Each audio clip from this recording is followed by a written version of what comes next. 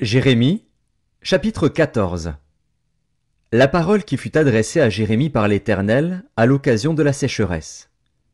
Juda est dans le deuil. Ses villes sont désolées, tristes, abattues, et les cris de Jérusalem s'élèvent. Les grands envoient les petits chercher de l'eau, et les petits vont aux citernes, ne trouvent point d'eau, et retournent avec leurs vases vides. Confus et honteux, ils se couvrent la tête. La terre est saisie d'épouvante, parce qu'il ne tombe point de pluie dans le pays, et les laboureurs confus se couvrent la tête. Même la biche dans la campagne met bas et abandonne sa portée, parce qu'il n'y a point de verdure. Les ânes sauvages se tiennent sur les lieux élevés, aspirant l'air comme des serpents. Leurs yeux languissent, parce qu'il n'y a point d'herbe. Si nos iniquités témoignent contre nous, agis à cause de ton nom, ô Éternel. Car nos infidélités sont nombreuses, nous avons péché contre toi.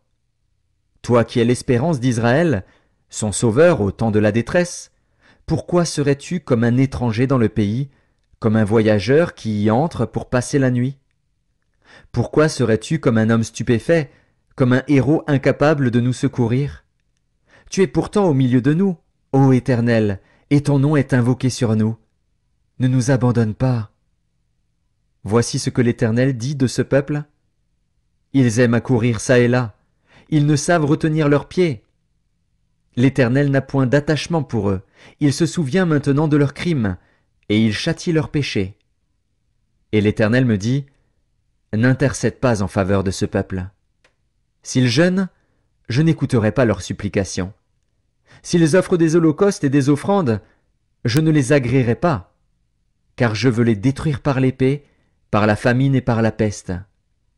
Je répondis, ah, Seigneur Éternel, voici, les prophètes leur disent, vous ne verrez point d'épée, vous n'aurez point de famine, mais je vous donnerai dans ce lieu une paix assurée. Et l'Éternel me dit, c'est le mensonge que prophétisent en mon nom les prophètes. Je ne les ai point envoyés, je ne leur ai point donné d'ordre, je ne leur ai point parlé. Ce sont des visions mensongères, de vaines prédications, des tromperies de leur cœur qu'ils vous prophétisent. C'est pourquoi ainsi parle l'Éternel sur les prophètes qui prophétisent en mon nom, sans que je les ai envoyés, et qui disent « Il n'y aura dans ce pays ni épée ni famine ». Ces prophètes périront par l'épée et par la famine. Et ceux à qui ils prophétisent seront étendus dans les rues de Jérusalem par la famine et par l'épée. Il n'y aura personne pour leur donner la sépulture, ni à eux, ni à leurs femmes, ni à leurs fils, ni à leurs filles. Je répandrai sur eux leur méchanceté. Dis-leur cette parole.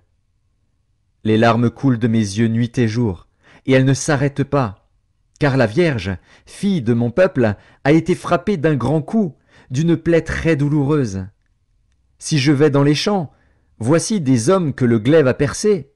Si j'entre dans la ville, voici des êtres que consume la faim. Le prophète même et le sacrificateur parcourent le pays, sans savoir où ils vont. As-tu donc rejeté Juda, et ton âme a-t-elle pris Sion en horreur? Pourquoi nous frappes-tu sans qu'il y ait pour nous de guérison? Nous espérions la paix, et il n'arrive rien d'heureux. Un temps de guérison, et voici la terreur. Éternel, nous reconnaissons notre méchanceté, l'iniquité de nos pères, car nous avons péché contre toi. À cause de ton nom, ne méprise pas, ne déshonore pas le trône de ta gloire. N'oublie pas, ne romps pas ton alliance avec nous.